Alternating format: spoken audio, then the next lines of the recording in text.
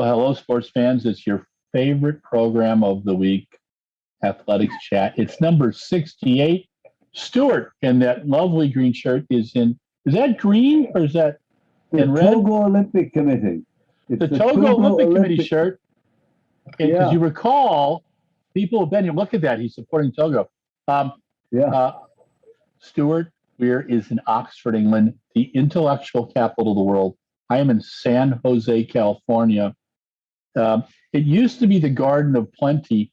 Now it's the Silicon Valley. Actually, when I moved here, there were plums and peaches and strawberries everywhere. Now it's, silicon chips. Stuart, great to see you. Yeah. Well, we got a lot to talk about today. Yeah, we do. If I used one word to describe Zurich, I would use the word spectacular. What do you think? Yes. Yeah, no, it was a great meet. And I mean, I'm just disappointed that not enough has been made of the world record in the 5,000 meters while being run over a 560-meter track. Yes, I don't think anyone's ever done that before. I think you're right. And gosh, we sure don't get enough world records. And we've had a dearth of them over 560 meters. So I think that maybe that should be a title of one of our columns. Indeed. It might not have been the most thought out part of the program because the problem with the track is that there was literally nowhere you could stand where you could see more than 100 meters of the track. Really? The track went all the way around the arena and then around the Opera House. Wow.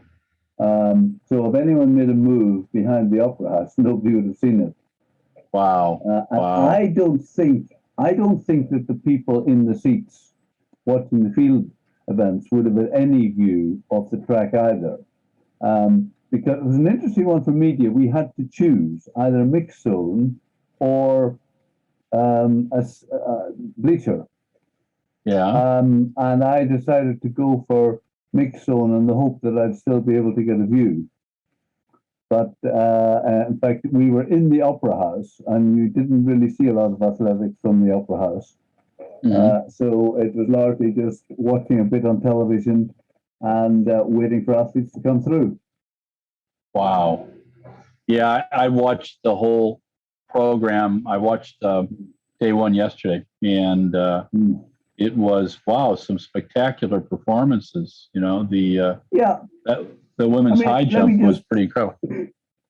Let me just throw out some things that struck me. Well, sure. The women's high jump. Poor Leah McDermott jumps 2:01 and she comes third. Yeah. Three jumpers over 2 meters, including Lasitsky at 2:05. Fred Curley, is there anything that man cannot do? World class 400 meters. So he wins the 100 meters in 9.87, and then half an hour later goes out and takes third in the 200, going under 20 seconds in that as well. I mean, we had 4 people under 10 seconds in the men's 100. Yeah. Michael Cherry beating Karani James by 100th of a second, and he told me he had no idea whether he'd won or not. He just sat on the ground and smiled and hoped that it was going to be good news. And, Emmanuel Courier may have shocked some people winning the Olympic 800, but he just went out and won the Diamond League as well. So, yeah, as Greg Rutherford used to say when people doubted him, well, I've flipped another one. That is true. And we now do have evidence that Jakob Ingebrigtsen really is human because he lost marginally to Timothy Chariot. Yes, he did. It was a great race. It was. And we saw Duplantis clearing 6 meters and Sidorova clearing 5 meters. But the most important thing, Anzelika Sidorova, she smiled. Yeah. I have proof that she can smile. She smiled and she cleared the bar. And when she hit the pads, it was relief, and she was happy. And I don't think I've ever seen her smile before. Well, somebody who smiles a lot and could smile again was Faith Kipyegon, who, for the second time in a big race, beat Sifan Hassan. So, with the exception of the 2019 World Championship, when, of course, she had come back from having her daughter and had been injured, and she ran a national record and still came second. That she's won just about everything that's possible to win from 2016 onwards. So remarkable lady, and people are talking about her breaking the world record for the 1500. I think that she can do it. It's since Tababa did it. I mean, that was really shocking to me when I was there in Monaco. Me too. When Tababa set the record, and it was 2:15, and actually Chanel Price was the pace setter. She was the pace setter in this race too. So Chanel's still setting stuff. Chanel's broken 2 flat this season too. She's pretty impressive. I was talking to Chanel in Zurich. I mean, the frustration for her is that I think, other than US and Britain, the time that she ran in the US Championships and Olympic trials would have got her into any other team on the planet. Yep. Oh yeah. No. And obviously you cannot have 17 people from one country, but it must be incredibly frustrating if you are running a time a lot faster than most people who are qualifying for the Olympics, and you don't make it just because there happen to be more people. I mean, American women 100 hurdlers have been incredibly frustrated in recent years because there were often 6 of them who would reach the final if they could get there. Yeah. Now, just a little word about Leah Sprumer, who was actually in tears when the entire stadium stood up to applaud her because this was her last Diamond League race. Oh. She is retiring at the end of this year. She might have another local race to go, but this was the last race on a big stage. Yeah, we've watched her being from multi-events to sprints to the 400 to the hurdles. Yeah. And she has been a talent in each one, and she was a star for Switzerland when they had no other stars. And so it'll be curious to see what she does. I hope she stays in sports. I think she the athletes seem to really like her fellow athletes, and she's beloved in Switzerland, and I think that's a kind of a cool thing, Indeed. There were 1 or 2 events where the standard was a bit lower, like in the men's triple jump. Picardo was the only person who cleared, who went further than 17:20, and we only had 3 people over 17 meters. And when you think of the world record is 18:29, and both Christian Taylor and Will Clay have gone significantly over 18 meters. This was disappointing to see 3 people in the 16s. Yeah, no, it's with Christian hurt, and I'm not sure Will. I think Will was searching for motivation this year. Yeah, and surprisingly, because really, this was his chance to take it, but he just didn't do very well at the Olympics, and he hasn't competed at enough Diamond Leagues to get himself in the final. The other thing I should mention. Go on. No, go on. I was wondering about Nelson Evora and Mr. Donato from Italy. Yeah, the 2 old guys in the TJ. Yeah. We didn't see them this year, so I don't know if they're holding off for European champs in Worlds next year or what. Yeah, I don't know. Yeah, no, I was just going to say also the two women's hurdles. Now, well done, Toby Amusen and Femke Ball for winning, but neither of them had to face the Olympic champion or Olympic silver medalist because Sydney McLaughlin and Dalilah Mohammed have finished their season, and Camacho Quinn and Kenny Harrison were not there either. I think probably in their case because they have not prioritized the Diamond League this year. Mm-hmm. But so, and it's interesting how in, say, the women's high jump, we have seen the top three, the medalists from Tokyo, go head to head in Brussels, Paris, Lausanne, and Zurich. And interestingly, not always with the same result. And I think they were at it in Berlin as well on Sunday. So it's interesting how those three athletes continue to compete against each other at the same high standard, whereas in other events, the Olympic champions have sort of said, "Well, I've won the Olympics, that's my season done." And I mean, a good example of that is the pole vault. While Sidorova did brilliantly, Katie Nijouk ran through. First time she's ever run through at her opening height. And similarly, Holly Bradshaw, who was very honest talking to me, saying, physically I'm in great shape, but just mentally, it's not there anymore because my entire focus on this season was the Olympics. Yeah. And I just don't have anything left. That was one of the things that you and I were concerned about all season was how would the Diamond League be anticlimactic after. Yeah. And fortunately, it has not been for most athletes. No. But for some, I mean. But I was just going to say, I wonder what will next season be like when the World Championships are in July. Yeah.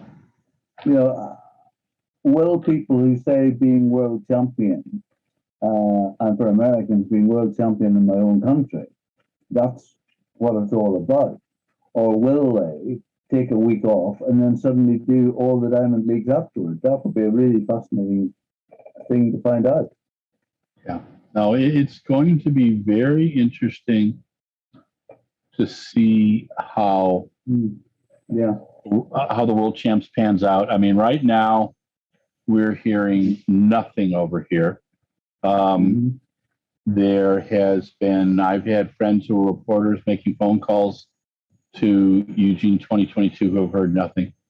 And they're doing some social media, but I'm just kind of going, okay. I mean, it'll obviously be a big success, and as will Birmingham and Munich.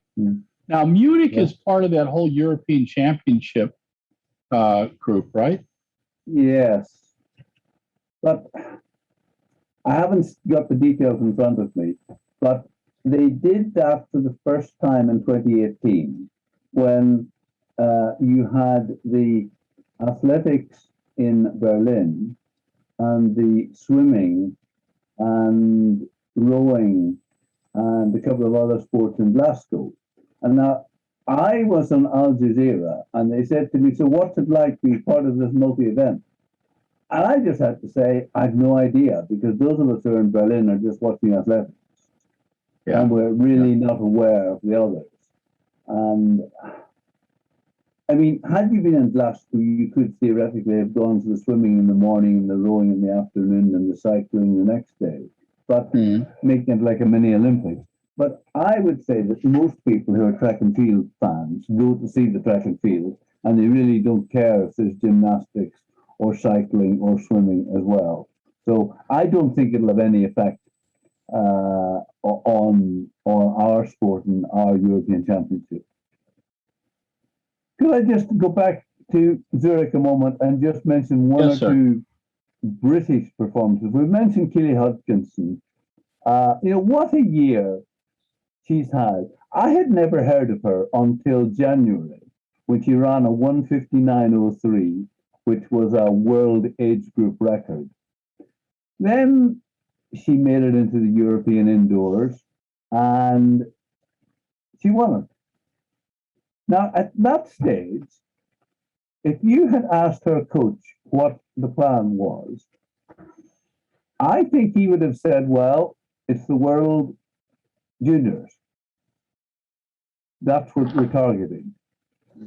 Then various things happened, and ultimately Britain decided not to send a team to Nairobi just because they didn't think it was safe.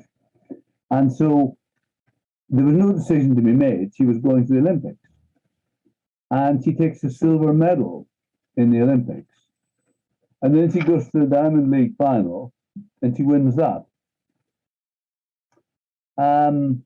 Remarkable year, remarkable.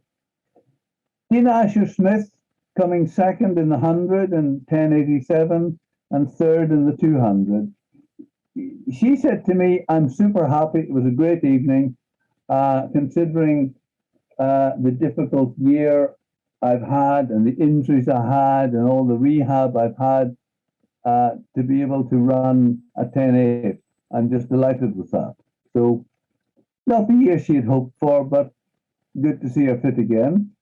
And then Daryl Neeta. Now, Daryl Neeta, I could confess, is an athlete I really like. I would have said before this year, she had never realized her potential. And then she went sub-11.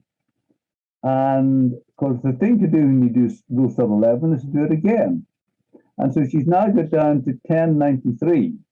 And she just awesome. Said to me, 10:93 is not very far from a 10:8.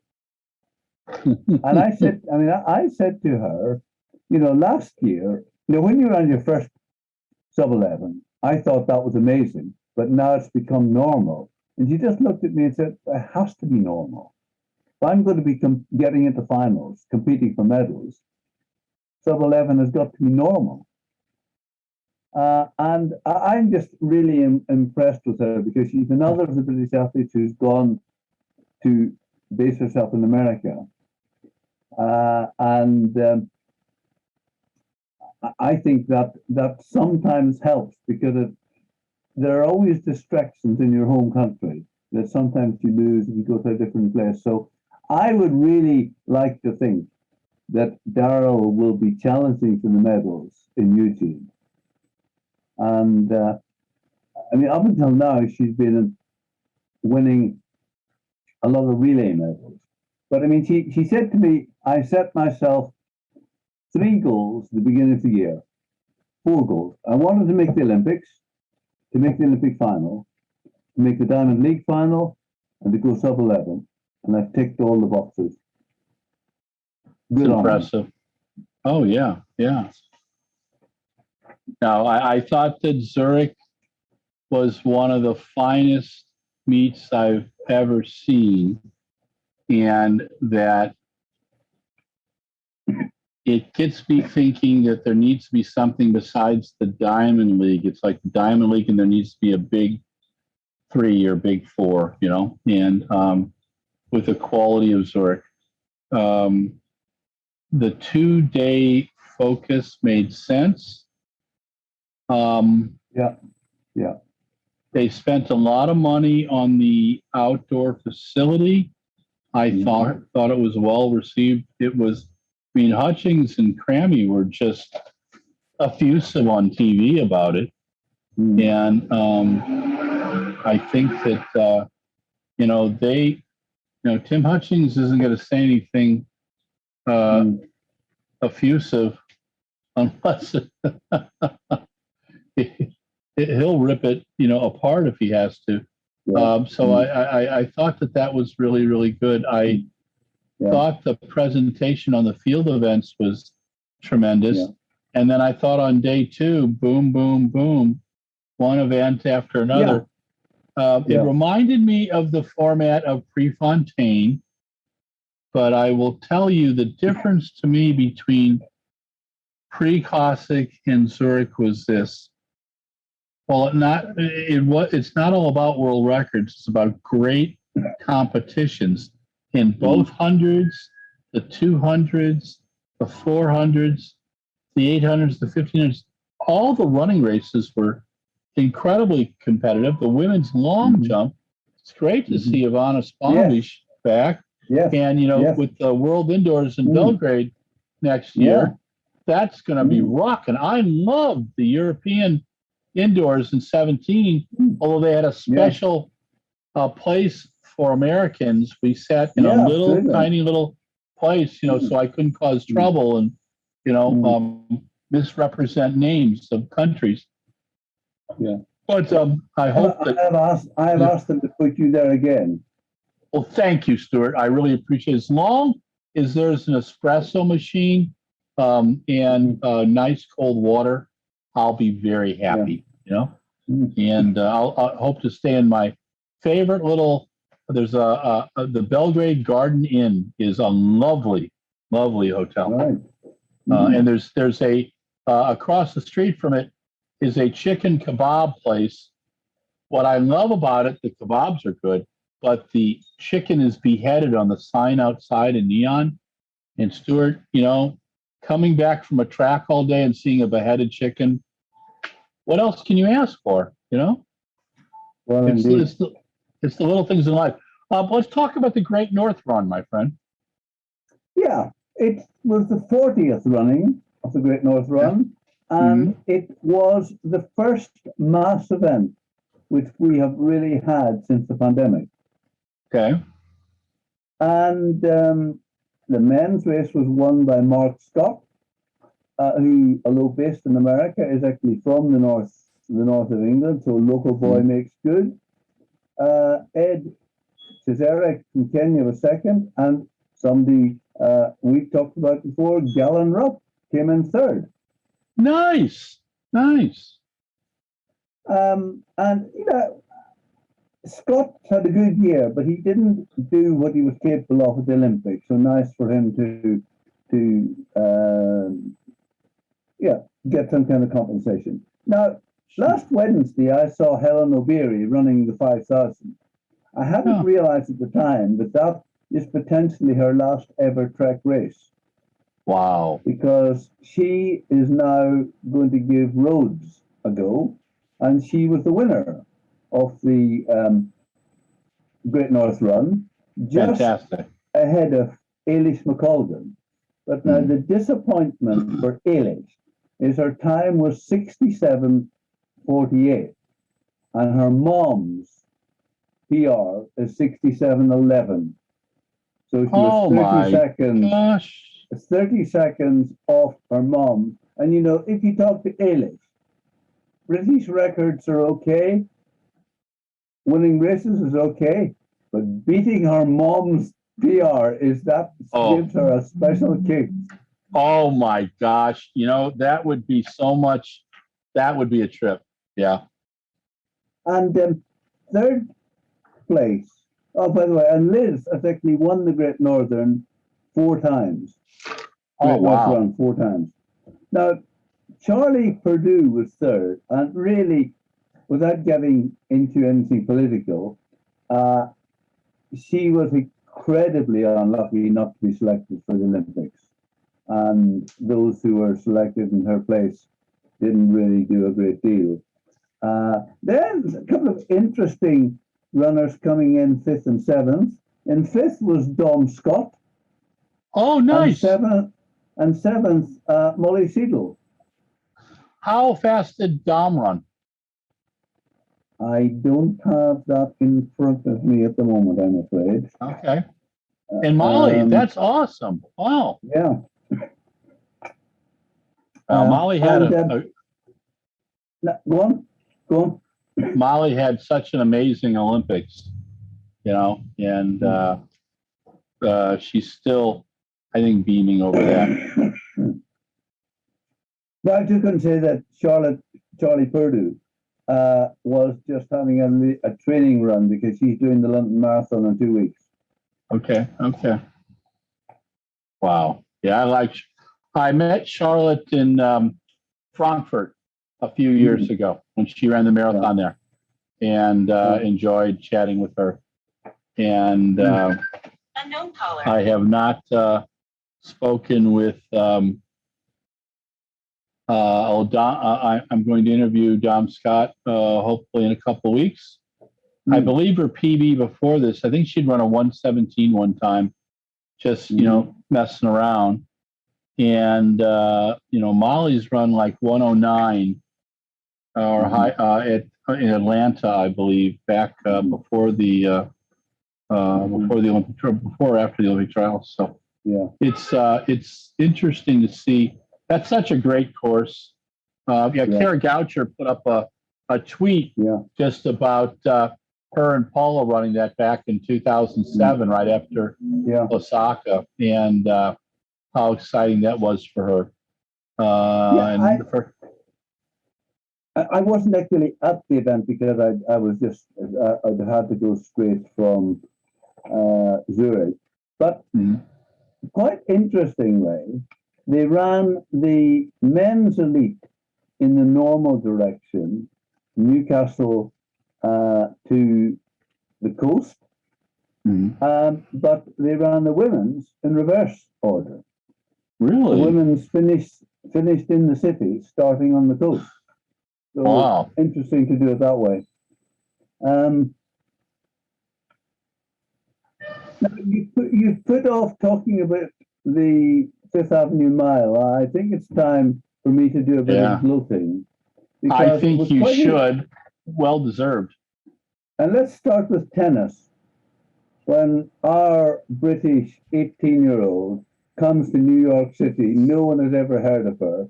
She's ranked number 300 in the world. You have to qualify to get in, and she wins the whole thing. And that was just a curtain raiser for the main event. Jake Whiteman winning for the second time, having previously won in 2018. And then now Gemma Ricci, I talked to her in Zurich, and she had come fourth. And of course, remember, she came fourth in the Olympics by 700ths of a second. And what she said after Zurich just to me said so much about her. I thought I ran the race well. I just didn't have it for the last little bit. But that's something to work on for next year. Wow. I'm really excited about the winter work I'm going to do. Disappointed to come fourth. Training's been going well, and I'm just waiting for it all to come together. Yeah. And then she was off to New York. She had run the Newcastle City Mile. That was the only time she'd ever done a city mile. But she looked so comfortable. I mean, she's just sort of sitting in there and then just going for it at the end. It's funny, I was talking to her coach, Andy Young, in Zurich, and he said that Laura had one or two niggles, and so she just ended her season and gone on vacation. He said, Gemma will probably want one day off and then be back into it after a day, because she so loves training and running that really she won't want to take a lot of time off. But again, I mean, Gemma, I think, is all, as well as everything else, she is just such a nice girl. I spoke to her in Lausanne. I spoke to her in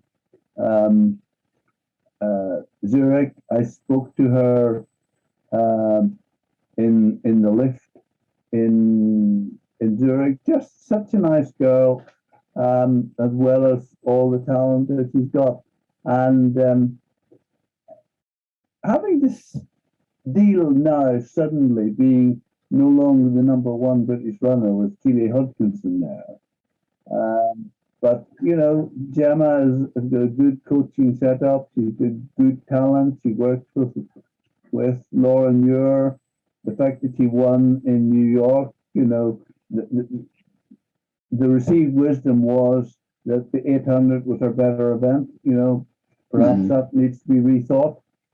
I think that there's a lot more to come from Gemma, and I hope I can be there to see a lot of it.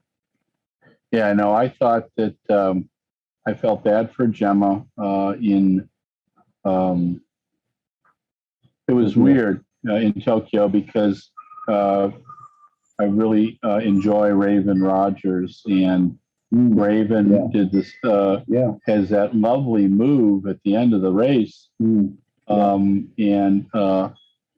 It's obviously nice to see Americans, even though I write about athletes from all around the world. But there's always that challenge of an athlete taking third, an athlete taking fourth. We had that in the first Olympics that I was really cognizant of was 72, in watching the 5,000 when the American Steve Prefontaine was outkicked at the end by Britain's or Scotland's Ian Stewart. Was a big deal, and it was a big deal for you guys for getting another medal. It was a big deal for us for not getting a medal. So it's. And I wrote a column last week that about respecting the performances from the 209 countries that are part of World Athletics. That, as you've taught me, that there could be a 10-8 sprinter from Togo who has a great story, as well as our friend Olaf Brockman, who used to be writer about Austria. And we would joke that they would get one medal, and they maybe have 2 or 3 people in the top 6, and it was a huge deal.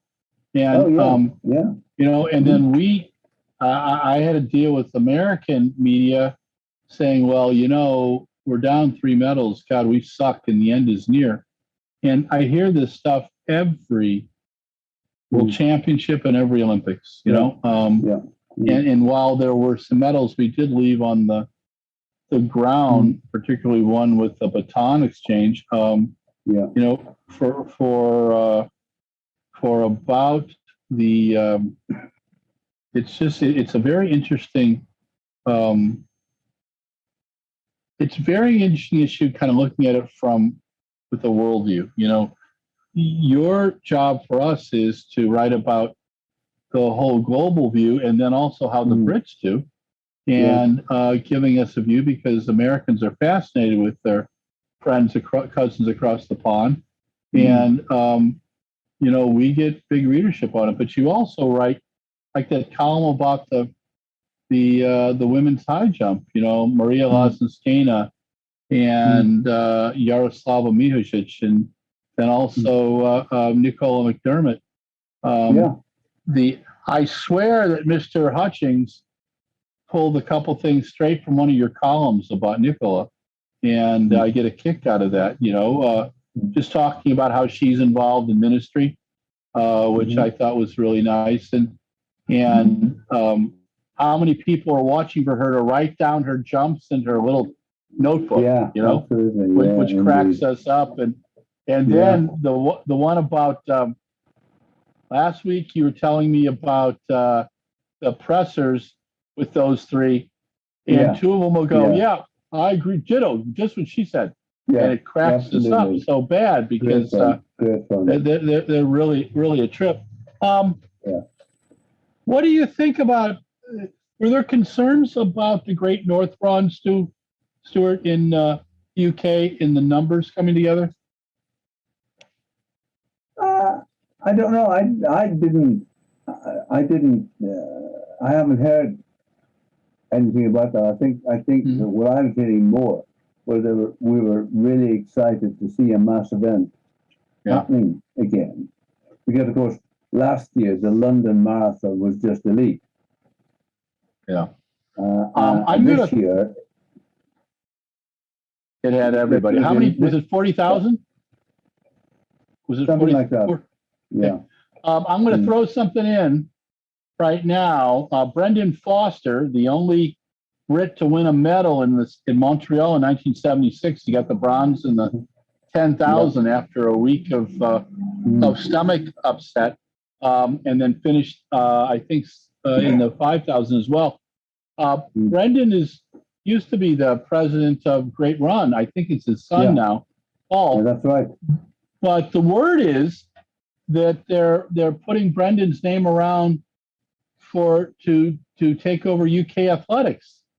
From over here, knowing Brendan and having watched him on TV and watching him wear his heart on his sleeve about how much he loves Team GB, what do you think? Do you think that would be a good move?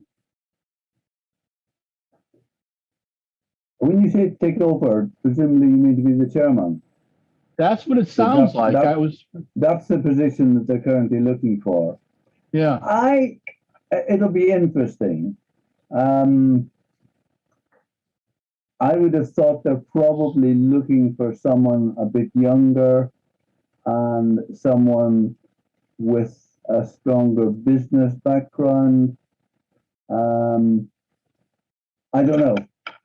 It'll be interesting to see what happens. I believe we're going to know by next month who it is. Okay.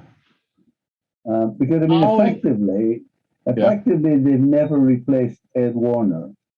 Yeah. Who left in 2017, because anybody they've had, I don't think anyone has stayed more than 8. I think they've had about 4 people in that time, either temporarily or acting or just stayed for a short time. I mean, there's 2 who resigned quite quickly. There is one other big topic I just like to raise with you. Okay. And in a way, it started with Christine Mbomba winning the 200 and Francine Niyonsaba winning the 5,000.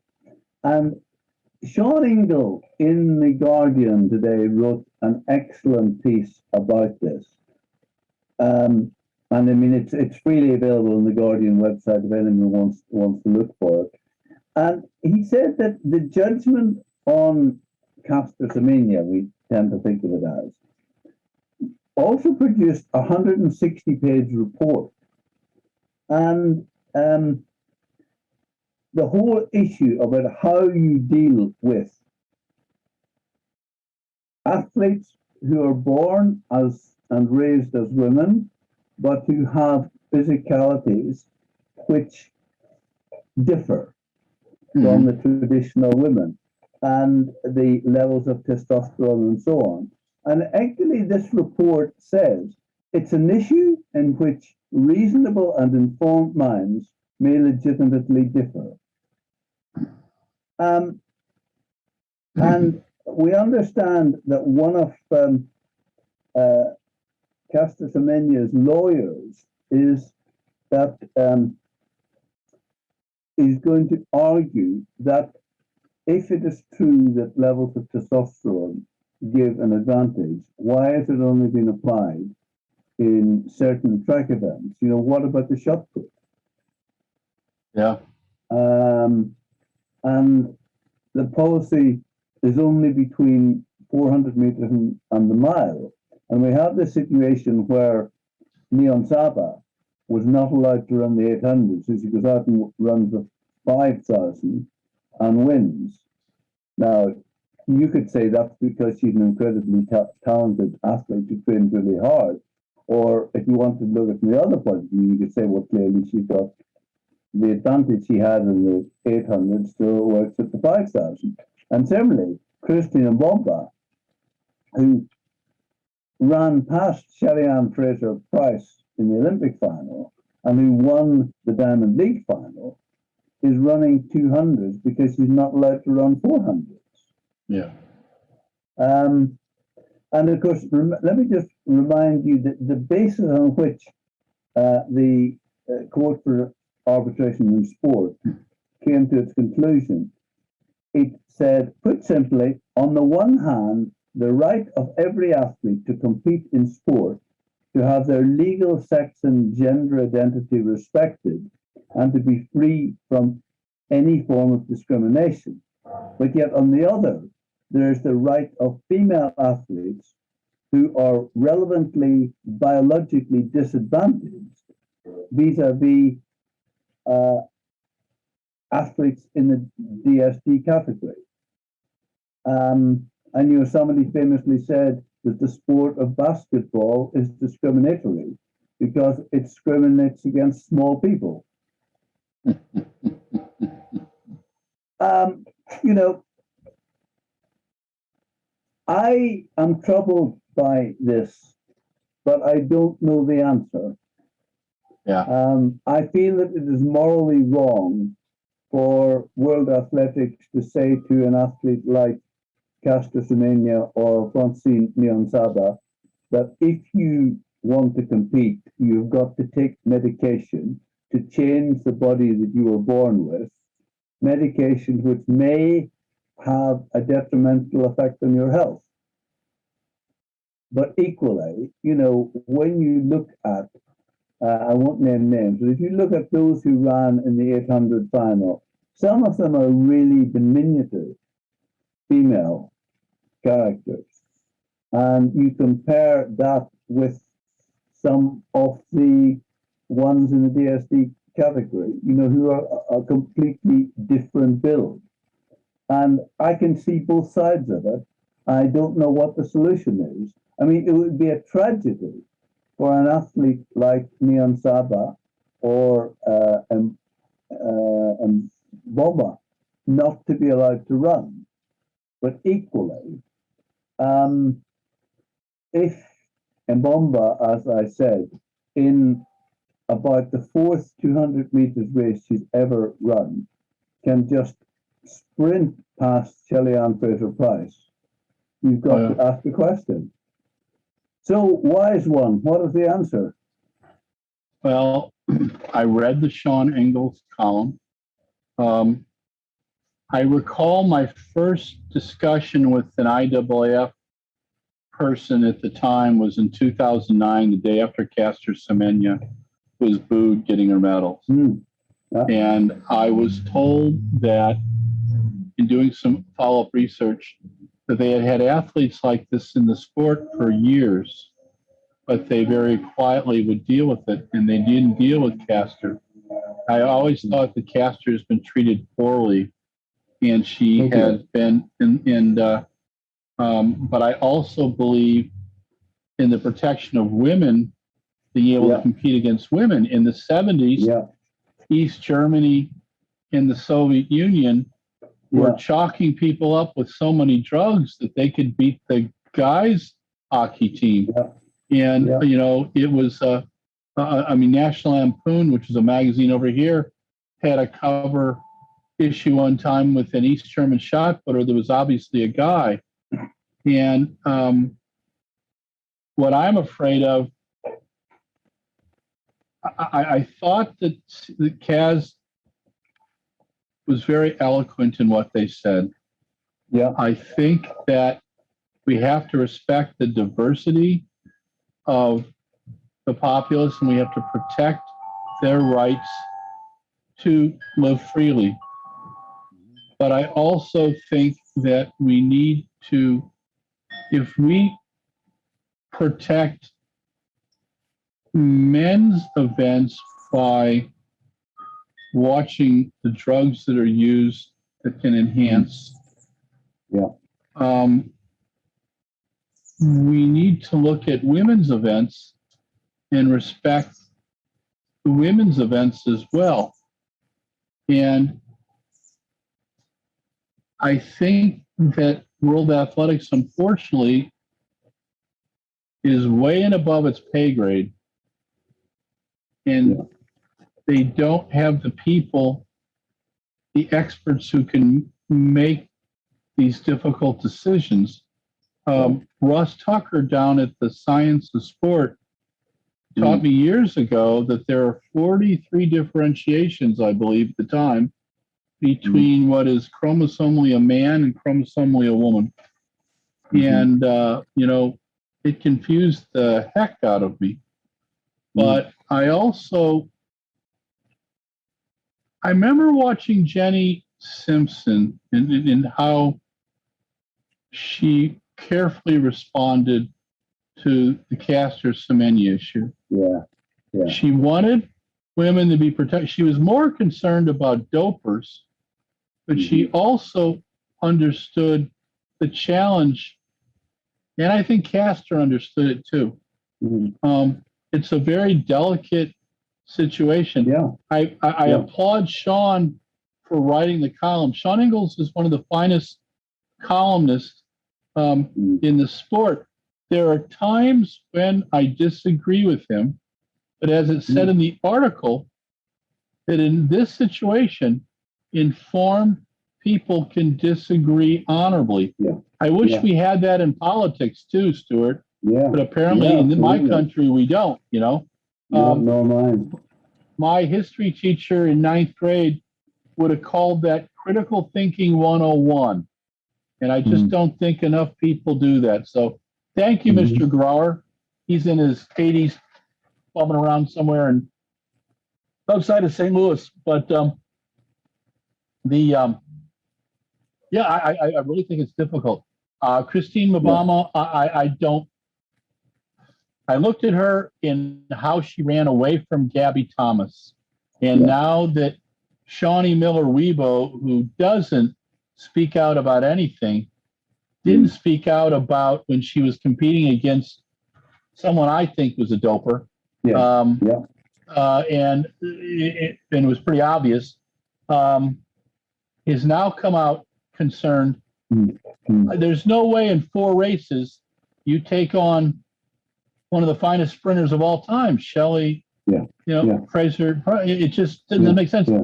Francine Niyonsamba is somewhat of a different issue. Francine took 3 or 4 years under Mark Rowland to really move from the 800 to this 5,000, 10,000. I think she might be even better at the 10. So what is World Athletics going to say? You know, I don't envy where Sebco is. I think he does need to respond, and he needs to respond carefully and much more articulately with Caster Semenya than they did with Caster Semenya. Caster Semenya, they really, I believe, crossed the line. She could have been grandfathered into one more Olympics or championships, but Christine Obama, that young, completely changed how the 200 meters was run this year in the Olympics, in the under 20, and in the Diamond League. And I just I don't know, and I haven't met Christine, and my guess is she's a lovely young woman. And she seems genuinely happy with everything. She seems to love to run. She's obviously talented, but what do we do? Should we do something or should we not do something? And I think that's the way we're going to have to end it this week, my dear friend. And we have survived Athletics Chat 68. You enjoy your weeks of vacation, and I'm going to be cleaning out my father's house this week and writing a few thoughtful columns. But stay safe, my friend. And thank you to Mike Deering for being the production manager for both Athletics Chat and Socially the Distance. And he deserves a cold beer right now. All right, signing off. Stay safe, people. Thanks, Stuart. See you in 2 weeks. Well, hello, sports fans. This is the Larry monologue, or the epilogue, as Michael calls it, to Athletics Chat 68. And it was a beautiful day in San Jose, California, as I'm sitting back in my parents' backyard, which I call the Piazza Eater, or the Eater Hall. My son has named my house the Laren Hall in Port Atkinson. It's actually on Yelp, just so you know. All right, you can put a review there. Anyhow, I've digressed. But today, what we were talking about, we talked about the Zurich meet. One word to describe the Zurich Diamond League: spectacular. Day 1 and day 2. I've watched both the broadcasts. I thought Cram and Hutchings did a nice job. I will watch the U.S. broadcast as well and prognosticate on that because I have Peacock now. $4.99 a month, great investment. There was killer performances both days. It was great to see the athletes boom, boom, boom. It was like watching the Prefontaine, and I think that the idea of a 2-day final, one city, makes a lot of sense. I hope the Diamond League gets that. They had spectacular meets this year. One meet after another was really good. And then the final just blew us away. And this was after an Olympics, and an Olympics that was challenging. And that was, 18 months late or 15 months late. And now next year we've got World Championships in July, Commonwealth Games, and a European Champs in August, and a Diamond League stuff at the end of August, early September. It's going to be fascinating to see how they keep Diamond League relevant next year. I also think that the idea of the Diamond League and a Super League makes a ton of sense. Couple meets in Europe, US, and something in Asia. Curious to see if we're able to get the Wanda Diamond League in China in the next couple of years. I just, until the pandemic, until we understand what happened and where things are going. And this isn't a failing of science or anything like that. This is how normal things are learned. It's ebb and flow. Until we figure out how things are done and how Mother Nature is evolving with the pandemic, I don't know what we do. I think we're doing a great job now. I think getting athletes in the stadiums was fantastic. The 20,000 people in Brussels, and close to that in the RunBlogRun in Zurich, which is absolutely beautiful stadium. I saw the European Champs in 14 there. I've seen multiple golf courses, just killer, great beats, and a lot of fun. And it's Diamond League is a great concept, and they've done a spectacular job with it. But this was the most spectacular. So I'm going to stop using that word. A great run, 40th time in Newcastle, in Gateshead. Been there about 5 times and loved it. It's part of the Great Run Company, now run by Paul Foster. Hello, Paul, and good job. I'll have to watch the broadcast in the next day or two. But some great performances on the men and women's sides. Mark Scott, Helen O'Beary. Nice to see Dom Scott in there cranking away. Molly Seidel cranking away. Some really good performances. And Charlotte Purdue, who I've met at the Frankfurt Marathon. Charlotte probably should have made the Olympic team, but it didn't happen. So her Olympics will be in London, and I hope she runs well, and I think she will. But in the past, the Great Run has had the likes of Mo Farah, has had a City Games as well. I'm not sure they did that this year. They used to, and that was a wonderful occurrence. And it was kind of the end of the season thing for a lot of folks. And people stayed up and just had a good time. And it was great seeing the athletes just kind of relax. I was allowed in the hotel and got to chat with people. And the last couple of years, I got to spend some time with the late Neil Black, who I really enjoyed and was loved by the athletes. But so the Manchester Run, it was the first big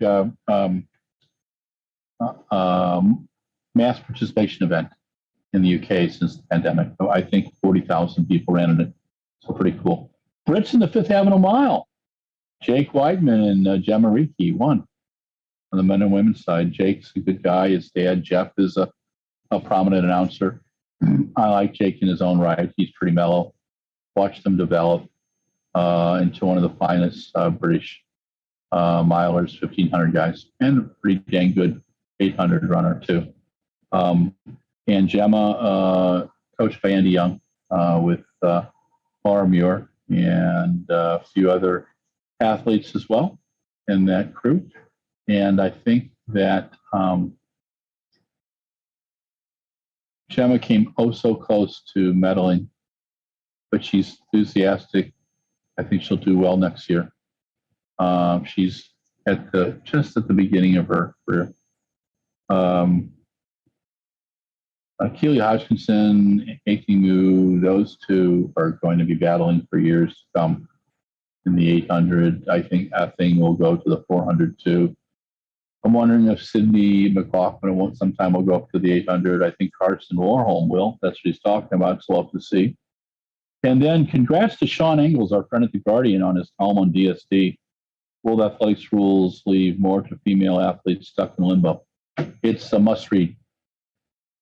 There's a line in there where they quote Cass, the Center for Sports Arbitration. And it says reasonable informed people can disagree honorably. I find that really ironic at this time because there's such a lack of critical thinking in our daily lives, from the pandemic to politics. Stupid is stupid. Danger is danger. Death is death. It's not political. Someone can be good for your party in the short term and a danger for the democracy in another term. We're experiencing that in the U.S. There's no excuse for people endangering the democracy on both sides. And the pandemic, I don't care who started it. I want to know where the origins are. But what I want people to do is to stay safe. And people, informed people who think differently, even people who won't get the vaccine and people who will get the vaccine, there's a place to talk about. I have friends who got the vaccine because people they loved could get sick, and so they did that. And I think that's a really selfless act. And I think we're almost to that place right now. I ask people to stay safe. Please wear masks indoors. It's nothing about your civil liberties. It's about dying. I don't want people on the right or the left to die. And I don't understand for the life of me how this got politicized. There's no reason for it. Critical thinking is essential in a complicated age, and we're in a complicated age. So please take the time to look at both sides, but also read everything, but know when stuff's bullshit. And I'm sorry, I hate to use that word, but Mr. Grauer taught me back as a freshman in high school at the SMET to think critically and to analyze our sources. And there were bullshit sources in the 17th century, 16th century. I mean, read about witchcraft. But people back then also knew that it was a terrible treatment of women, and a lot of it was silliness. Okay, so is the pandemic our modern witchcraft? I don't know. But there are parallels, and we need to think critically. In this day and age, it's how you keep your family from being sick. It's how you keep your friends from being sick. And it's how we keep a democracy going. You know, this is not a 9 to 5 kind of a thing. It is critical thinking 101, and a lot of people are failing at it right now. So take the time. Take the time to think about just being careful.